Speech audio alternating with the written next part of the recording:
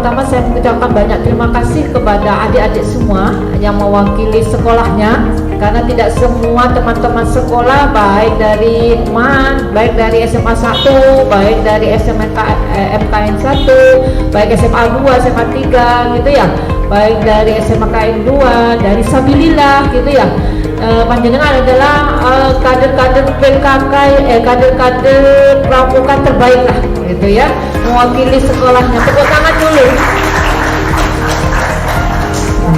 Mungkin ini adalah pertemuan untuk meningkatkan kembali pengetahuan dan keterampilan adik-adik di dalam Saka Bakti Wisada yang tadi sudah disampaikan oleh MC. Nanti ada 6 krida, 6 kemampuan yang adik-adik perlu dipahami, yang perlu adik ketahui, sehingga pada saat nanti adik-adik keluar, adik-adik selesai dalam pertemuan 2 hari ini, bisa, saya harapannya adalah tujuan yang pertama adalah saya berharap adik-adik semua bisa mensosialisasikan, bisa menginformasikan ke teman-teman sebayanya terkait apa itu program kesehatan, apa saja yang ada di SPH gitu ya. Yang kedua, saya tolong ke adik-adik semua, tolong regenerasi kader. Nanti bisa nih kalau sudah keluar dari sekolah gitu ya, tetap meregenerasi kader yang akan menjadi agent of change, menjadi agent perubahan di sekolah masing-masing gitu ya. Jangan suka-suka, jangan bosan-bosan untuk mensosialisasikan terkait program kesehatan. Apa saja nanti selama 2 hari ini adik-adik akan dibekali terkait tentang materi kesehatan gitu ya gitu. Yang ketiga adalah mudah-mudahan dalam pertemuan ini adik-adik semua ini yang hadir pada kesempatan ini akan melakukan yang namanya pertemuan rutin, baik di tingkat sekolah ataupun nanti kami akan melakukan kegiatan tindak lanjut pada kesempatan ini gitu ya.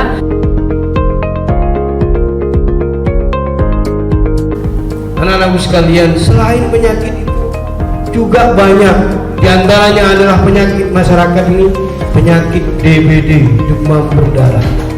Tapi ingat, penyakit DBD ini bukan hanya disebabkan oleh kumannya saja, bukan hanya disebabkan oleh gigitan nyamuknya saja, tapi disebabkan juga oleh perilaku kita bersama. Kalau perilaku kita jelek di dalam lingkungan keluarga, lingkungan sekolah, lingkungan masyarakat, lingkungan di kalian sendiri, tempat tidur, kamar mandi, selokan, maka yang akan banyak terjadi di situ adalah penyakit-penyakit yang kita tidak inginkan. Jadi rantai kehidupan ini jelas sudah, semua disebabkan oleh kita. Kalau kita tidak merawat dengan bagus, mempergunakan yang bagus, melihat dengan bagus, menggunakan dengan bagus, maka ini yang terjadi. Sakit. Itu yang terjadi. Ini penyakit demam berdarah. Kita lihat dulu. Penyakit dengue adalah Arthropod bornavirus, genus Flavivirus, dan terdiri dari 4 serotip, yaitu serotip 1, 2, 3, dan 4. Keempat serotip virus ini telah ditemukan di berbagai wilayah.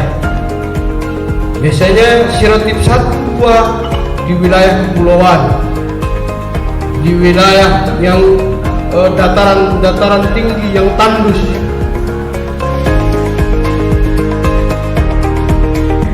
Saya ingin adik-adik nanti ya, misal ada tetangganya atau masyarakat di situ ya yang masih buang air besar, misalnya di ladang misalnya, atau kalau ada di daerah pantai, di tepi pantai ya, seperti di Caplong mungkin ada candi-candi di situ ya bermunculan.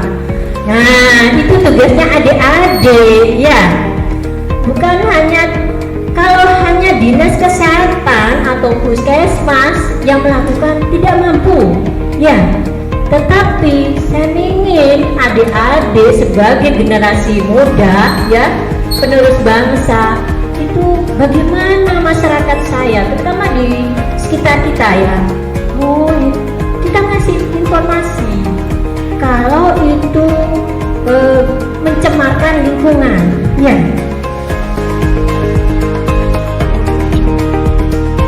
Jadi sebenarnya obat itu sama kayak racun ya.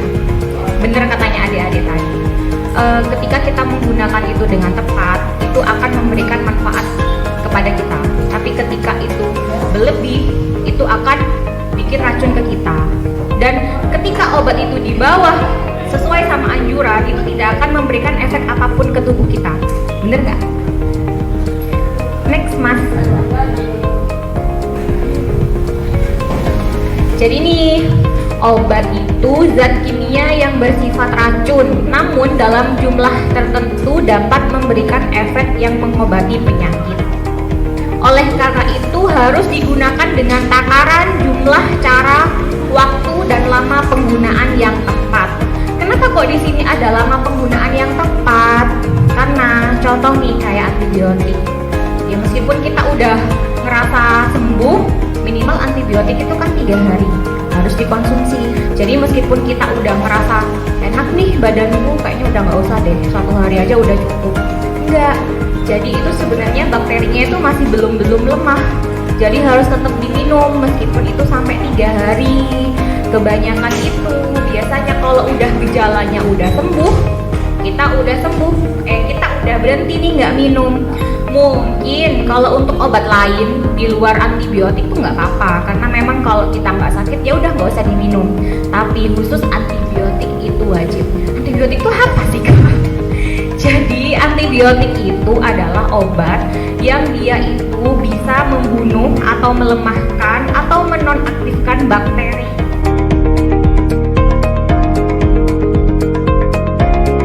Jadi sangka bekti saka itu tidak hanya di kabupaten, tapi di ranting-ranting itu ada. Ya, di ranting-ranting itu ada. Kalau di SBH, saya bicara SBH. Kalau SBH itu di kecamatan yang melalui puskesmas. Ya, sama. Kalau Saka Bayangkara itu polsek. Kalau Wilayah Kartika adalah Koramil, sama. Ya, tapi kebanyakan yang aktif selama ini di kabupaten itu adalah cabang. Ya, cabang. Semuanya lantiknya di cabang. Seharusnya ya tetap di ranting. Misalkan ini orang Gedung-Gedung, misalkan orang Gedung-Gedung ingin aktif di Sakabayan bagus saja. Ya silahkan di Gedung-Gedung. Nanti event besarnya itu di cabang.